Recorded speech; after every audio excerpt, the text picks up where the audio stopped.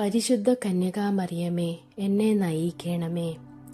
പരിശുദ്ധ കന്യകാമറിയമേ, എന്നെ നയിക്കണമേ എന്ന പ്രാർത്ഥന വളരെ ലളിതമായ വാക്കുകളാലാണ് നിർമ്മിച്ചിരിക്കുന്നത്. എന്നാലും അതിൻ്റെ ആത്മീയതയും അർത്ഥ ഗൗരവവും വളരെ ആഴത്തിലുള്ളതാണ്. വിശ്വാസിയുടെ ജീവിതത്തെ ദിവ്യ സംരക്ഷണത്തിലേക്കും ആത്മീയ വളർച്ചയിലേക്കും നയിക്കുന്ന ഒരു അപേക്ഷയായാണ് ഇത് കാണേണ്ടത്. മനുഷ്യ ജീവിതത്തിൽ പലപ്പോഴും വ്യക്തതയില്ലാത്ത വഴികളും ഭയം നിറഞ്ഞ അവസ്ഥകളും മനസ്സിനെ വേദനിപ്പിക്കുന്ന അനുഭവങ്ങളും ഉണ്ടാകാറുണ്ട്. ഈ സാഹചര്യങ്ങളിൽ മറിയത്തിന്റെ മാതൃസ്നേഹപരമായ ഇടപെടലിനെയാണ് ഈ പ്രാർത്ഥന അഭ്യർത്ഥിക്കുന്നത്. എന്റെ വഴികളിൽ വെളിച്ചമാകണമേ എന്ന ഭാഗം മനുഷ്യൻ നേരിടുന്ന ആശയക്കുഴപ്പങ്ങളും അശാന്തിയും മറികടക്കാൻ ആത്മീയ മാർഗദർശനം തേടുന്നതാണ്. വെളിച്ചം എന്ന ചിഹ്നം ക്രിസ്തീയ ജീവിതത്തിൽ ദൈവ സാന്നിധ്യത്തെ, വ്യക്തതയെ, സത്യത്തെ, മാർഗനിർദ്ദേശത്തെ എന്നിവയെ പ്രതിനിധീകരിക്കുന്നു. മറിയം യേശുവിലേക്ക് നയിക്കുന്ന മാതാവാണ്.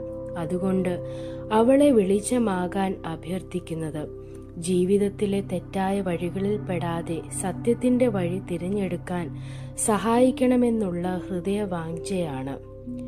എന്റെ മനസ്സിനെ ശക്തിപ്പെടുത്തുകയും വിശ്വാസത്തിൽ ഉറപ്പിക്കുകയും ചെയ്യണമേ എന്ന വാക്യം ആത്മീയ ക്ഷീണം അനുഭവിക്കുമ്പോൾ ലഭിക്കുന്ന ദൈവിക ശക്തിയുടെയും സ്ഥിരതയുടെയും ആവശ്യകതയെ മുന്നോട്ട് വയ്ക്കുന്നു.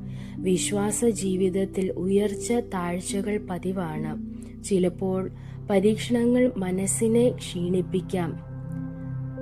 അപ്പോൾ മറിയത്തിന്റെ പ്രാർത്ഥനാപൂർണമായ ഇടപെടൽ പുതുവിശ്വാസത്തിനും ആത്മീയ ധൈര്യത്തിനും ഉറപ്പിനും വഴിയൊരുക്കുന്നു. മറിയത്തിന്റെ മാതൃത്വം ക്രിസ്ത്യാനികൾക്ക് ശക്തിയുടെ ഉറവിടമാണ്. അടുത്ത ഭാഗമായ ദുരന്തങ്ങളിൽ സംരക്ഷണവും ഇരുട്ടിൽ മാർഗദർശനവും തരണമേ എന്നത് മനുഷ്യന്റെ യഥാർത്ഥ ജീവിതത്തെ തന്നെ പ്രതിഫലിപ്പിക്കുന്നു.